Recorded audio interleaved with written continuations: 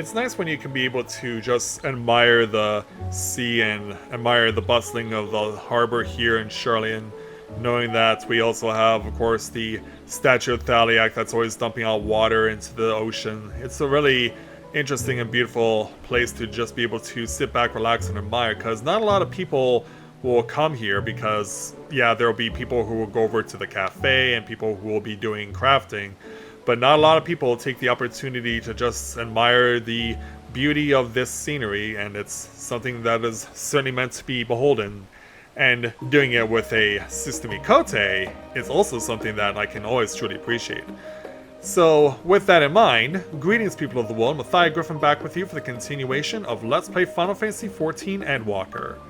So, this particular Mikote is actually attached to a quest that was introduced in the previous patch in 6.2, but I wasn't all that keen on doing because I was thinking that it was leading to a more difficult version of a challenge that had happened before. But not so. So, yeah, see what I did there? So, with that, we can go ahead and speak with this young lady, this bespectacled technician, and go on a journey that will be a lot more than I had planned to see, and it was certainly something I was not expecting. So, let's go ahead and speak with her for a quest that's at level 90, entitled A Heartless Hypothesis. The bespectacled technician is enjoying the refreshing harbor breeze. Ah, that's blown the cobwebs away. Time to return to work. But as she turns, oh, goodness me, look who it is! How incredibly serendipitous that I've run into you of all people. I was part of the team which designed the Ragnarok, you see, and we've recently begun the process of combing through the vessel's flight log data. The primary objective of your journey to Ultimate Thule was to save our star, and countless others of course, but it also provided us with an invaluable trove of information, records and places and events we could only dream of. Your safe return gave us much to be thankful for. As it so happens, one of the things we pulled from the log was a transmission of unknown origin, something the ship must have intercepted during its flight. We believed it to be an audio message, but even our most knowledgeable scholars have been unable to decipher its contents, Professor Rarusha included. So, for a while there, it seemed we must accept defeat, but today may be the day that we finally solve this mystery.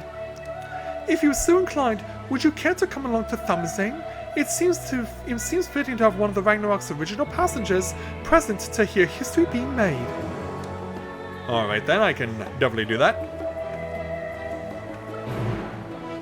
So off we go to meet her there. So back to the place where we did our fancy takeoff, and there's the Ragnarok there, back at its port. Will it ever be used again? Who really knows? But let's speak with the technician. Ah, there you are. This is where to meet the engineers from Garland Ironworks, who, I am told, potentially hold the key to unlocking our mystery transmission. They should be along at any moment. Yeah, we were seeing Garland Ironworks returning, huh? So as we admire the Ragnarok and all that it accomplished, getting us to where we needed to be. Sorry we're late. We had some trouble finding the right... Golds, is that Eureka? Hey there, Biggs. Good to see you again. Where's Wedge? I guess he's coming along lately? Or later, rather. Yes, the woman herself. I ran into her at the harbor and thought if anyone deserved to hear this message deciphered, it was Rika Sasaki. No argument here. But Borgamir if you don't have a knock for being at the right place at the right time. This actually has more to do with you than you might think, so please do stick around. Okay then. Shall we pick up from where we left off then? So let's see what we got. As I was saying, we think this transmission the Ragnarok intercepted is a message of some kind, albeit in a language entirely alien to our ears. Alien being the operative word here. Considering we received the message out in the great expanse, its origin was likely some distant star. Which one could it possibly be? Unfortunately, our list of off-world allies is presently rather short. Thus, we've resigned to the fact that the meaning behind the message would remain beyond our understanding. So what do we do? With that grin on your face. One of my colleagues, however, refused to give up. She remembered the Ironworks engineers who had been so helpful in the construction of the Ragnarok, and turned to them for insight into our seemingly impossible problem.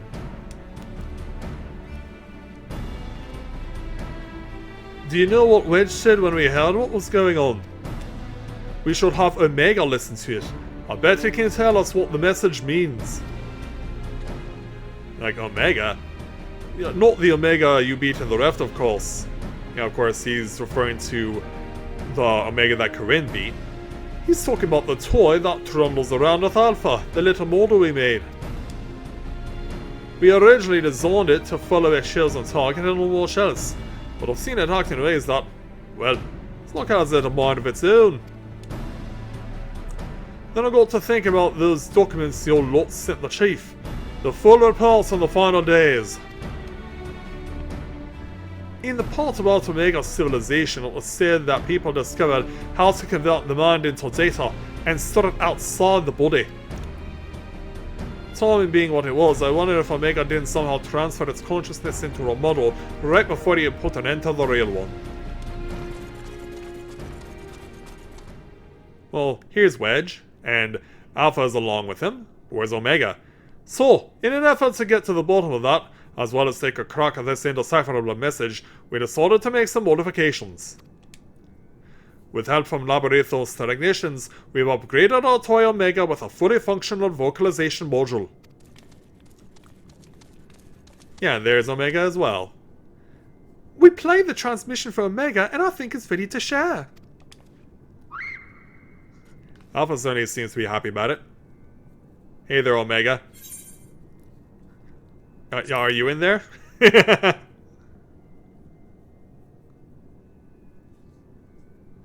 this little model of it. They give us more than our fair share of trouble. Affirmative. If by Omega you are referring to my consciousness rather than my entire former chassis existing inside this considerably smaller frame. Well, at least we know it talks. Prediction. You will formulate several misconceptions. These I shall preemptively dismiss based on the following facts. 1. Vocalization module aside, this chassis remains unmodified from the design constructed by the engineers Biggs and Wedge. I evaluate its combat capabilities to be on par with a mortal infant. Damn. 2. The mechanism which allowed me to perform an emergency transfer of my consciousness was installed in my previous body. With the destruction of that body, I am rendered incapable of replicating such a feat. Should this current material form be destroyed or cease to function, all cognitive awareness or presence I possess will also be lost. Conclusion. I present no threat to you or your star, nor do my projections indicate the necessity to inflict harm. And so, in the fraction of a moment before my annihilation in the rift, I re-examined my directives. If I am to fulfill my purpose as an evolving construct, then I must continue my journey for improvement for as long as I exist. I must acquire this heart of yours, this strength of soul. Now, how are you going to do that? Well, there you have it, and it's not wrong about its combat capabilities. It'd be more likely to damage itself than the thing it was trying to attack. But let's not forget the reason we brought you here in the first place. What about the transmission they played for you? Could you recognize the language? Affirmative. It was transmitted in Pangalactic Basic. Pangalactic Basic? A common language in comparatively extensive usage throughout the worlds we have conquered. Which means you can finally tell us what the message said. That is a language you understand, yes? I understand it perfectly. I am fluent in over 6 million distinct dialectal codings. My cooperation in this matter, however, is conditional. Why is it conditional? Elaboration. Your chief Sid utilizes the floor as part of his unorthodox filing system, which allowed me to scan the reports on the final days. I am aware that my home star, the one you call Alphatron, was obliterated in the aftermath of Sir and Meteon's meeting. The existence of Dynamis has not previously factored into my projections, but I now comprehend the concept, in theory. What fails to compute is why the Omicrons were not immune to its effects. Dynamis should have no influence on a race which possesses no heart. And yet, Sir expressed to Meteon a desire to cease existing. Illogical. So where does that put us? I must pursue this anomaly further until the full equation becomes clear to me. I must analyze all the elements of the final days and deepen my understanding of the heart's intangible property. To expedite this process, I require an external interpretation of those sections of the report which continue to produce errors in my calculations. I request the assistance of Rika Sasaki. As one who experienced the ravages of ultimate despair on multiple fronts and displayed immeasurable heart in engineering my defeat, she is the optimal choice to fulfill this role. So we either agree to your conditions or you tell us nothing. Pretty much. I'm sorry to put you on a spot like this, Rika. If you have the time and the patience to spare, we'd all be grateful if you could humor the toy's demands. I can do that for you. Meanwhile, Alpha dozed off. Has Alpha dozed off? I suppose the subject was a bit technical. He had a bit over his head.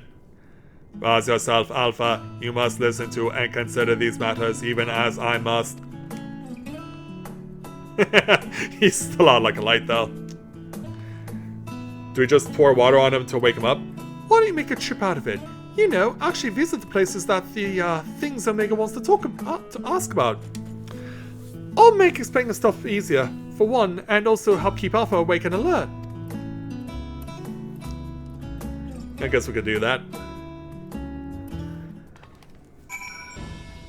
Okay there, Omega. I see you have chosen the mutually beneficial option. Logical. Setting aside the matter of Sir, there are 3 elements of the report on which I desire clarification. The first of these concerns is the progression of the final days in Raz-at-Han. I recognize no pattern in those who succumbed to the transformation and those who did not. Also a bit of a trick if you wanted to chat with the locals. I'll lend you an airship. We do not require such outmoded technology. Rika's teleportation spell is the most efficient option for long distance travel.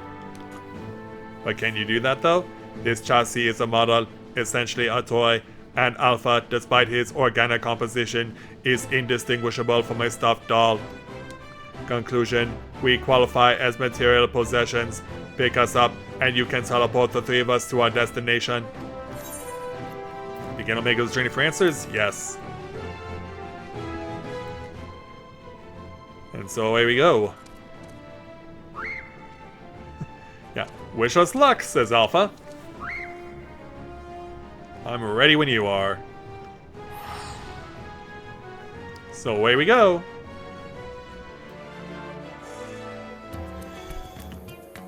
And so we have arrived in Raz-at-Han. Yeah, we didn't even need to pay for our transportation. It was already done automatically. Alright, Omega. Sensors indicate we have arrived in Raz-at-Han. Objective: identify factors for resistance to involuntary transformation. Hypothesis: unaltered survivors of the final days will display significant strength of heart. Confirming this theory will require the cooperation of live subjects. Where is the ward designated for the residential habitation? Well, it's a bit of a ways out. Understood. Karma set as our sub-destination. Please take the lead and select the subjects we are to interview. So yeah, Omega and Alpha are now accompanying you. But it's going to be a long way to get there because, of course, if we use the Aetherite crystal, we automatically leave them behind. So It's gonna be a long trek, but we'll go there and we'll also interact in various spots. Let's speak with Omega about the stairs. Warning, please avoid stairs whenever possible. My projections indicate high risk probability for accidental slippage leading to catastrophic structural damage. Well, it's not my fault that it was designed like this. Steep stepped inclines also increase my energy consumption by 63%. In mortal terms, they tire me out. It's okay, I can carry you. Taking into account the difference in individual limb length, the design is inherently flawed. A convenient step height for one is an exhausting trial for another. Were I to oversee the civic design of this settlement, I would construct a slope conveyor belt which enabled automatic traversal, zero personal energy expenditure. Yeah, did you get all that, Alpha? Yeah, of course, we know what response we get. Alpha chirps enthusiastically, apparently unfazed by the prospect of climbing the stairs. Well, you're just gonna have to suck it up, Omega. Let's go. And so we are arriving on the scene here in Kama. Let's speak with 3 different people, beginning with a melancholy man. Are you a traveler? Please, if you have a moment, I could use an outsider's perspective. Alright. You see, I was one of those who sought to escape the madness plaguing the world by fleeing to the moon. Not that we ever went in the end. No, you didn't. So here I am, recently returned from Charlian, except now things are strained between my sister and I, since she chose to stay and I chose to leave. I asked her to help me find work and she suggests I look somewhere that isn't Thavnir. As if I wanted to abandon my home. It makes me so angry. Your point is unclear. You elected to relocate to the star satellite, thus your relative now perceives you in a negative light. Your sibling's judgment is an error. Based on the information made available to Hanish citizens, your decision to withdraw to the moon was both logical and correct. Conversely, the decision to remain in Razathan, despite the low probability of survival, defies explanation. Perhaps her reasoning pathways are faulty. That's right. I'm not quite sure what you're saying, but I'm right, aren't I? Or so I'd like to think. The problem is, I understand why my sister feels this way. I almost decided against going myself. Even then I wasn't sure that leaving behind everything I loved was the right choice, and with the way it all turned out,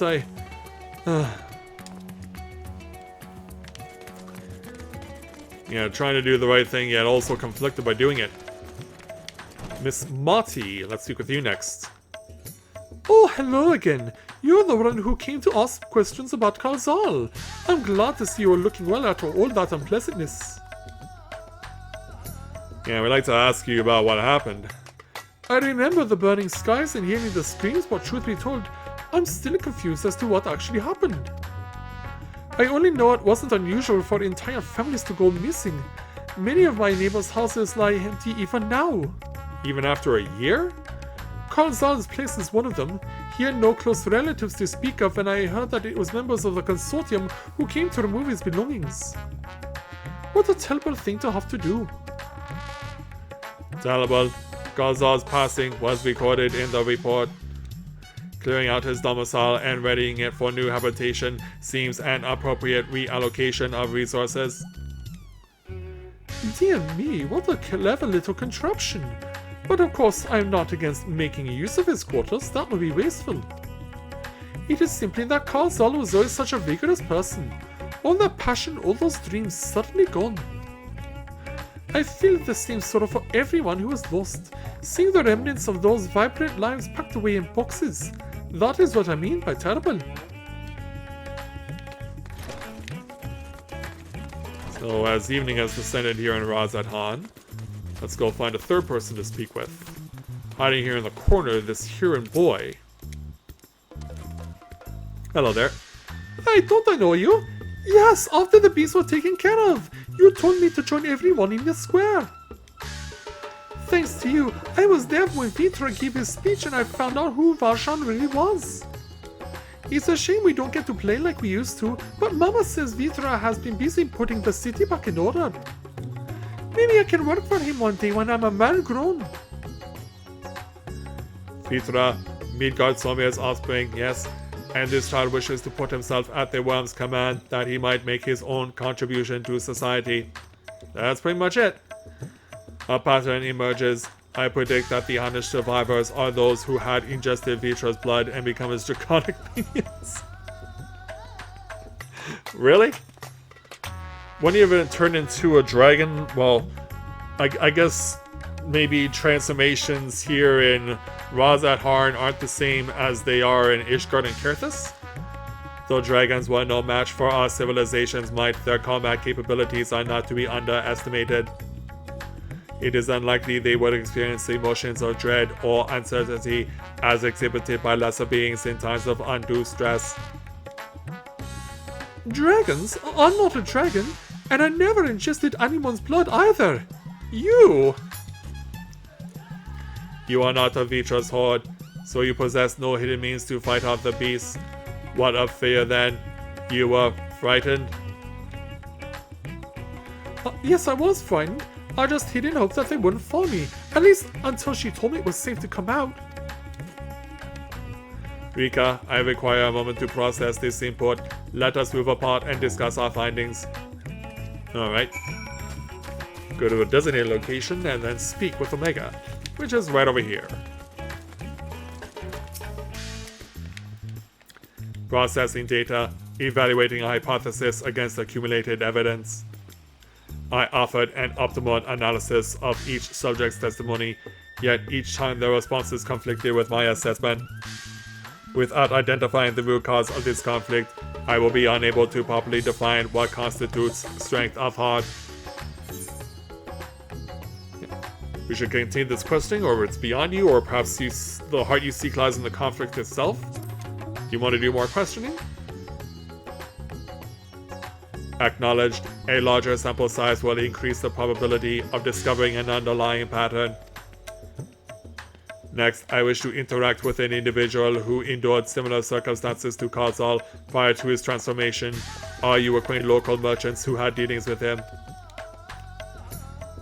Now here's who Rika knows about. Gina Baha of Ruveda Fibers. Acknowledged. Sub-destination set. And so Ruveda is going to be all the way at the opposite end.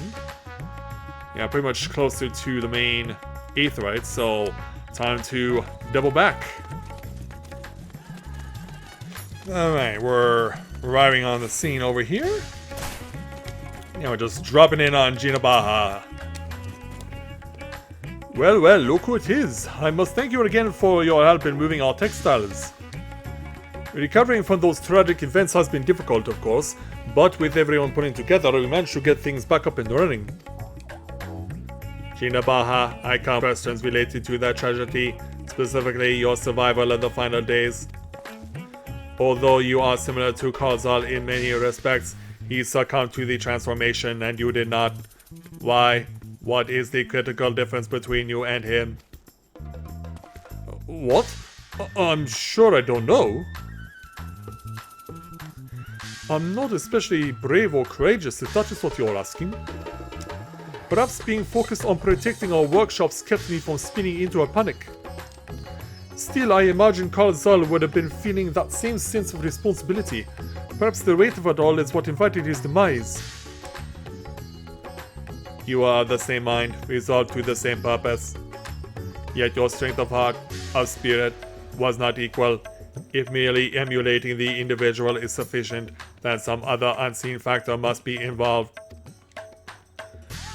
Not to interrupt these deep philosophical musings, but do you think I could ask you a small favor? Yeah. What do you need? There's a man by the name of Nashvan who's been helping us out here while he gets back on his feet. I have a feeling he'd benefit from speaking with you. Leave by the eastern exit and you should find him just outside, organizing some new inventory items. Okay then. Yeah, it's not that far of a trek. We can definitely go there. And also... no, I don't think we can go that way, but...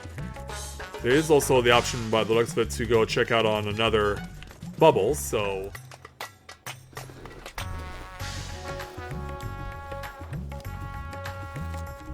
Yeah, I noticed that the screen on my capture card was glitching really badly, so I had to stop the recording and let everything work its way out. So thankfully it stopped and we can continue on. Anyway, back to where we were.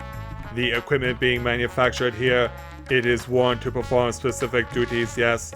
Conceptually, it seems analogous to our practice of switching frames to better serve our mission objectives. I, for example, did not begin existence with the Omega model. I was originally supplied with a standard issue Omicron chassis, serial number M-017. On this world, that alphanumeric combination will be considered my given name. Such designations are drawn from our nearly infinite register of celestial bodies to avoid the possibility of duplication. Furthermore, the cluster known as M-017 is better expressed in your language as the Omega Nebula, the same word I use to introduce myself to your kind. Though you associate Omega with the advanced weapon construct, it is also my name, and I see no reason to change it no matter which frame I inhabit. I guess so. And Alpha? What do you like about all this? Alpha puffs out his chest proudly, seeming to imply that his Ironworks uniform is the best attire anyone could wear. I like that. That's really cute. So anyway, let's go ahead and see if we can't find this Nashvan individual. As we walk outside and try and find him. There he is right there.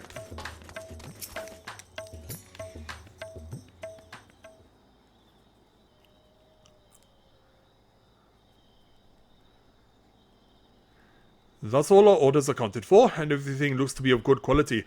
Kamala will be pleased. Are you sure the Veep will be happy with that? Yeah, well... You were there with the Scions! You were there! Indeed I was. You come running right to me. Yes, I'm sure. I'll never forget that day. You and your friends helped us escape when people began changing into beasts. I'm glad we could save people from like you from that happening, but yeah. My own son, he was afflicted. Then that huge monstrosity loomed right over him and... I remember my heart turning to ice, freezing in place. The satrap came to my aid, but then he too was gone. Yeah, of course not everyone made it.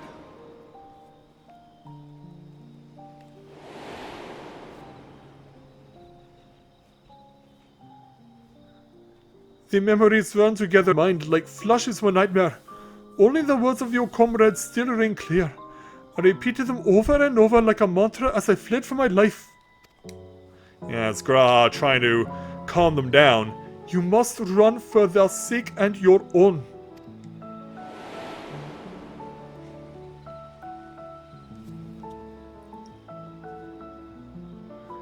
It all seems so surreal, which was probably what saved me from the transformation.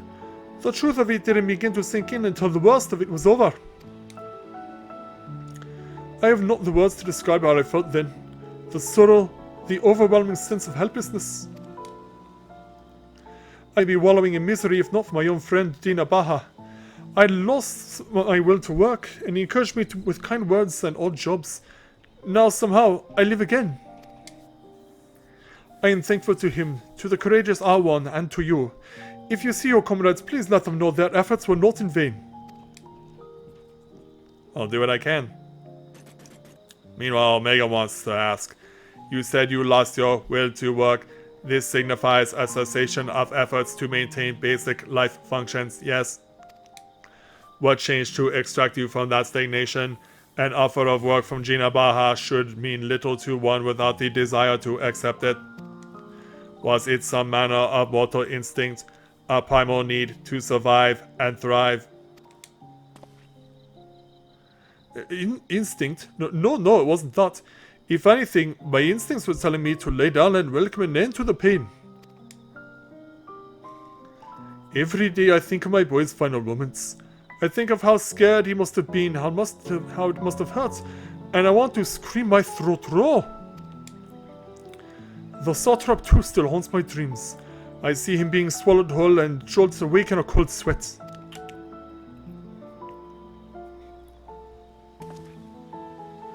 But something changed when Gina Baha came to me. I looked up and saw that even without my son or R1, the world around me continued to turn. And because of that fact grieved me so, I knew it fell to me to live on and remember them. And so you did. Strange, isn't it? What drives me to rise in the morning is the very sorrow which once crippled me. Yeah, Omega's definitely gonna need to let this sink in. Now, I really must return to my work. To lose this job after everything I just said would be a poor jest indeed. May the sisters keep you well. Thank you.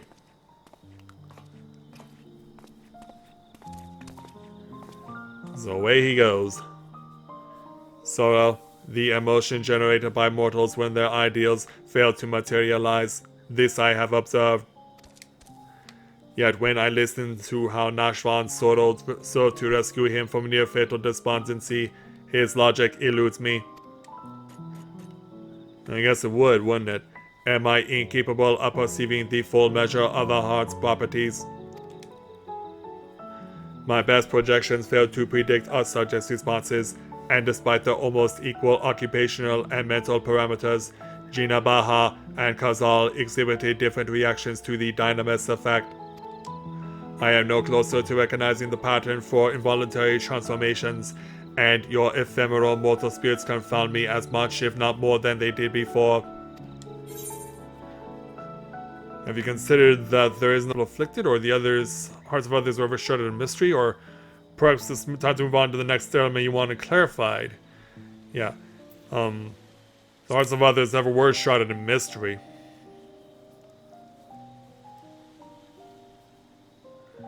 Even to you, this matter is more complicated than I initially calculated. If those possessed of heart cannot fathom the behavior of their own kind, then my lack of understanding is inevitable. My investigations here are exhausted. In lieu of a full conclusion, I will settle for storing this accumulated data for further analysis. Let us progress to the next element of the report, that you might continue my education.